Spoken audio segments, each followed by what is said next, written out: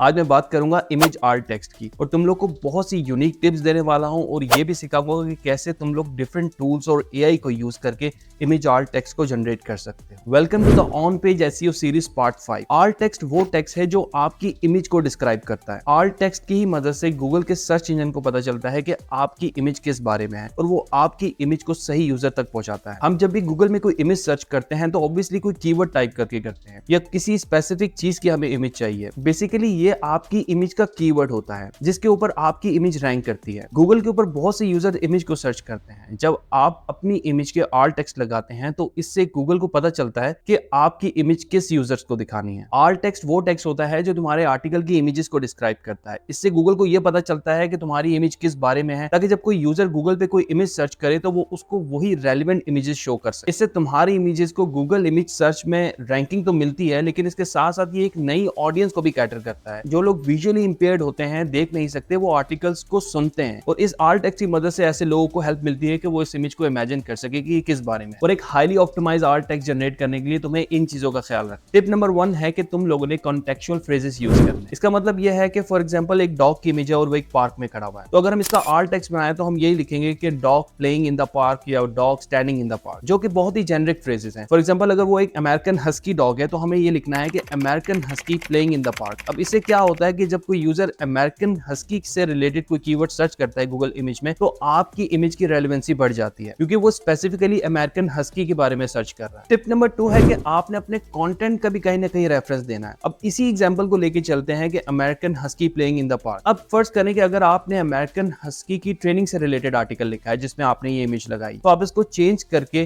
कुछ इस तरह रेफरेंस दे सकते हो अपने आर्टिकल का कि American husky getting trained in the park. अब इससे क्या होता है कि आपकी इमेज की रेलेवेंसी बढ़ जाती है। अगर कोई यूजर अमेरिकन हस्की की ट्रेनिंग से रिलेटेड कुछ सर्च कर रहा है तो आपके चांसेस बढ़ जाते हैं उसमें रैंक करने। अब टिप नंबर 3 है कि तुम लोग ने अपनी इमेज के यूनिक कैरेक्टरिस्टिक को भी मेंशन करना है। फॉर एग्जांपल एक एप्पल की इमेज है, अगर हम इसको और डिस्क्रिप्टिव वे में लिखे तो हम ऐसे भी लिख सकते हैं कि bright red Apple with green leaves. तो इस तरह से आप अपनी इमेज को ज्यादा अच्छे तरीके से डिस्क्राइब कर सकते हो। अब टिप नंबर 4 है different art text for similar images. ऐसा भी होता है कि हमारे आर्टिकल्स में एक इमेज मल्टीपल टाइम्स आ रही होती है, तो उसमें हम सेम आर्ट टेक्स्ट सब इमेजेस में डाल देते हैं। तो उसमें भी हमें कोशिश करनी है, देखना है कि अगर कोई इमेज थोड़ी डिफरेंट है तो हमें और अच्छे तरीके से उसको डिस्क्राइब करना है। तो अगर हम अपनी वही एग्जांपल है अमेरिकन हस्की की, तो अगर उसकी करीब से पिक्चर है तो हम लिख सकते हैं closeup image of the American husky, या अगर उसकी साइड से इमेज है तो हम ये लिख सकते हैं कि side image of the American husky. अब इसमें अमेरिकन हस्की की इमेजेस बार बार रिपीट हो रही हैं, लेकिन अगर एंगल भी डिफरेंट है तो हम उसको भी डिस्क्राइब करके लिख रहे हैं। अब टिप नंबर 5 है कीवर्ड प्लेसमेंट। यस, आप अपने आर्ट टेक्स्ट में कीवर्ड रख सकते हैं अगर उसके बीच में नेचुरली फिट हो रहा है, लेकिन अगर रिलेटेड कीवर्ड भी कहीं फिट नहीं हो रहा तो उसको फोर्सफुली ऐड मत करना। अब टिप नंबर 6 है फाइल नेम। अब ये ऐसी चीज है जिसको बहुत से लोग ओवरलुक कर देते हैं। अक्सर क्या होता है कि हम किसी स्टॉक वेबसाइट से अगर कोई इमेज डाउनलोड करते हैं या फिर हम खुद से कोई इमेज क्रिएट करते हैं तो कुछ उसका फाइल नेम कुछ इस तरह से होता है, लेकिन हमें इसको रीनेम करना है, उसको प्रॉपर नेम देना है। फॉर एग्जांपल पेरिस में किसी होटल की इमेज है तो हम लिखेंगे होटल इन द पेरिस। तो ये एक छोटी सी चीज है जो आपके एसईओ को बूस्ट दे सकती है। अब टिप नंबर 7 है डेकोरेटिव इमेजेस। डेकोरेटिव इमेजेस वो होती हैं, ऐसे डिजाइन या पैटर्न्स होते हैं जिनको हम डिस्क्राइब नहीं कर सकते, तो ऐसे में आपने अपने आर्ट टेक्स्ट को एम्प्टी छोड़ना है, इसमें आपने कुछ नहीं लिखा। गूगल खुद से समझ जाएगा कि ये एक डेकोरेटिव इमेज है। या कभी कभी हमारे पास ऑप्शन होती है उसको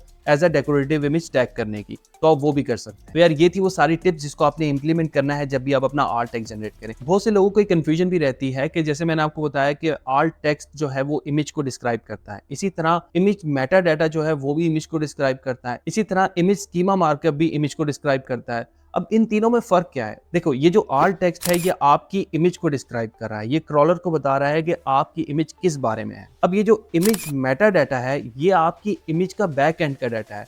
फॉर एग्जांपल ये बताता है कि किस डेट और टाइम को पिक्चर ली गई, या ये लोकेशन बताएगा, या फोटोग्राफर का नाम बताएगा, या कैमरा सेटिंग्स बताएगा। तो ये मेटा डाटा ये सब कुछ बताता है और ये गूगल में इंडेक्स भी नहीं होता। अब इसके बाद जो इमेज का स्कीमा मार्कअप है ये आपके वेब पेज पे कोड होता है। अब ये आपकी इमेज की एक डिटेल रिपोर्ट होती है। जिस तरह आर्ट टेक्स्ट आपकी इमेज को डिस्क्राइब कर रहा है, इसी तरह स्कीमा मार्कअप इसको डिटेल में डिस्क्राइब करता है। आप इस तरह से एग्जांपल ले सकते हैं कि आर्ट टेक्स्ट अगर आपकी इमेज की समरी डिस्क्रिप्शन है तो स्कीमा मार्कअप उसकी डिटेल रिपोर्ट है और स्कीमा मार्कअप आपकी इमेजेस को हेल्प भी करता है to display as a feature snippet. अब बात करते हैं कि कैसे आप अपने आर्ट टेक्स्ट को जनरेट कर सकते हैं यूजिंग डिफरेंट टूल। तो इसके लिए हम Href की मदद ले सकते हैं। इसका एक फ्री टूल है इमेज आर्ट जनरेटर, हम इसको यूज करके एक अच्छा इमेज आर्ट टेक्स्ट जनरेट कर सकते हैं। अब यहाँ पे आप अपनी इमेज को अपलोड कर सकते हो।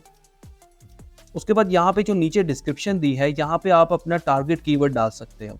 यहाँ से आप इसकी टोन को सेट कर सकते हो कि किस टोन में आर्ट टेक्स्ट जनरेट हो, और यहाँ से आपने जनरेट आर्ट टेक्स्ट करना है और आपका आर्ट टेक्स्ट जनरेट हो जाएगा। अब ये टूल तो आपको आर्ट टेक्स्ट जनरेट करके दे देगा, लेकिन जो टिप्स मैंने आपको बताई हैं आपने उनको दिमाग में रखना है और उनको इंप्लीमेंट भी करना है, तभी आपका एक अच्छा हाईली ऑप्टिमाइज आर्ट टेक्स्ट बन सकेगा। अब दूसरा जो मेथड है वो हम को-पायलट को यूज करके भी इमेज आर्ट टेक्स्ट जनरेट कर सकते हैं। इसके लिए हम को-पायलट पे चले जाएंगे।